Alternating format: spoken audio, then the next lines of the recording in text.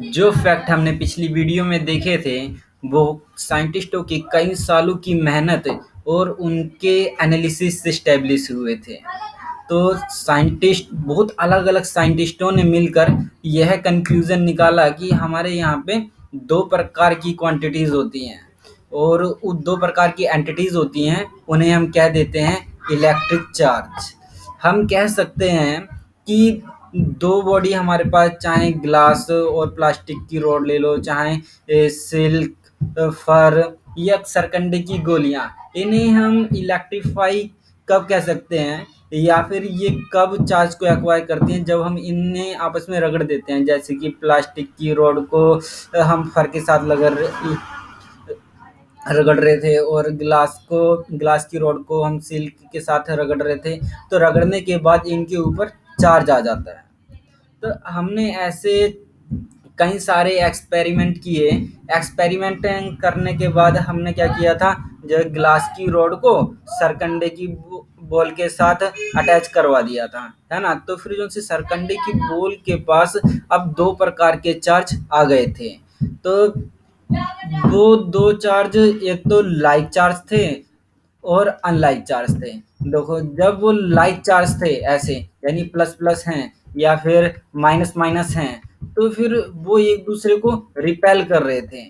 और जब ये अनलाइक चार्ज थे, जैसे कि ये माइनस है ये प्लस है, तो अनलाइक चार्ज होने पे ये एक दूसरे को अट्रैक्ट कर रहे हैं, ठीक है। ऐसे ही जब हमने सरकंडे की गोलियों को, मतलब कि ये ग्लास रोड को सरकंडे की गोलियों के साथ अटैच कर दिया है इस एक्सपेरिमेंट में, तो ये चार्ज है वो ट्रांसफर हो गया है, यानी ग्लास रोड से सरकंडे की गोलियों के पास ये ट्रांसफर हो गया है जब हमने इन्हें कनेक्ट किया है बाय कांटेक्ट, ठीक है। तो हम कह सकते हैं कि जो सी हमारी सरकंडे की गोलियां हैं ये इलेक्ट्रीफाई हो गई हैं।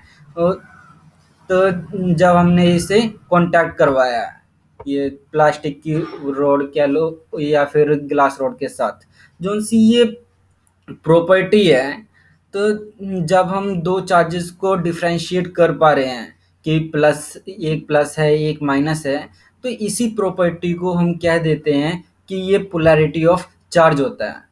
तो अगर आपसे कोई पूछे कि पोलैरिटी ऑफ चार्ज क्या होता है, पोलैरिटी ऑफ चार्ज एक प्रकार की प्रॉपर्टी है जिससे कि हम 2 प्रकार के चार्जेस को डिफरेंशिएट कर पाते हैं, उनमें अंतर बता पाते हैं कि कौन सा पॉजिटिव है कौन सा नेगेटिव है। जो ऐसे ग्लास रॉड है, ग्लास रॉड को जब हमने सिल्क क्लॉथ के साथ रब कर दिया था, तो रॉड के पास तो एक प्रकार का चार्ज आ गया था और जो सी ये सिल्क है उसके पास दूसरे प्रकार का चार्ज आ गया था। तो मतलब कि यह सच है कि फिर जब हम किसी ऑब्जेक्ट को रब कर देते हैं, तो रब करने के बाद वो इलेक्ट्रीफाई हो जाता है। मतलब इलेक्ट्रीफाई होता है, मतलब कि दोनों के पास एक पेयर ऑफ चार्ज आ जाते हैं, दोनों के पास अलग अलग पेयर ऑफ चार्ज आते हैं कि एक के ऊपर पॉजिटिव होगा दूसरे के पास नेगेटिव होगा।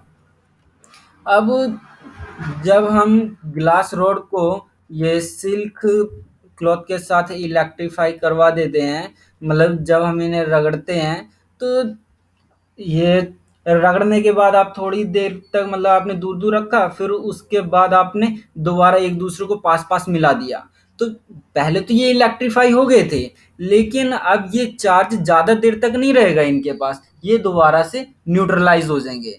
मतलब कि अब ये एक दूसरे को ना तो अट्रैक्ट करेंगे और ना ही हल्के ऑब्जेक्ट को ये रिपेल कर पाएंगे। तो ऐसा क्यों हुआ पता है आपको?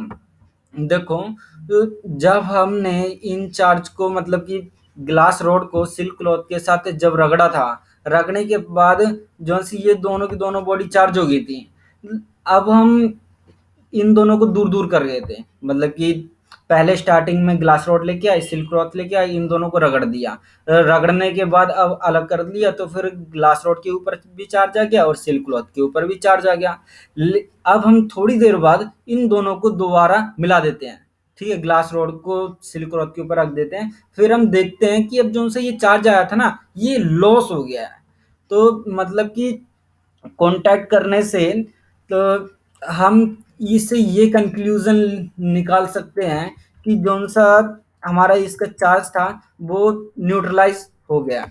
न्यूट्रलाइज बाय द सेंस आप ये कह सकते हो कि हमारे पास दो प्रकार के चार्ज होते हैं, एक तो पॉजिटिव और नेगेटिव। इसके बारे में सबसे पहले हमें बताया था ये अमेरिका के एक साइंटिस्ट थे जिनका नाम है बेंजामिन फ्रैंकलिन। उन्होंने कहा था कि फिर एक तो हमारे पास पॉजिटिव चार्ज है और दूसरा हमारे पास नेगेटिव चार्ज है, लेकिन इन दोनों का मैग्नीट्यूड सेम होगा। जैसे कि हम किसी पॉजिटिव नंबर को जैसे +1 को ऐड कर देते हैं -1 में, तो फिर उसका आंसर उसका सम वो 0 आता है। मतलब कि same magnitude but opposite polarity के कारण वो नलीफाई हो जाता है या न्यूट्रलाइज हो सकता है।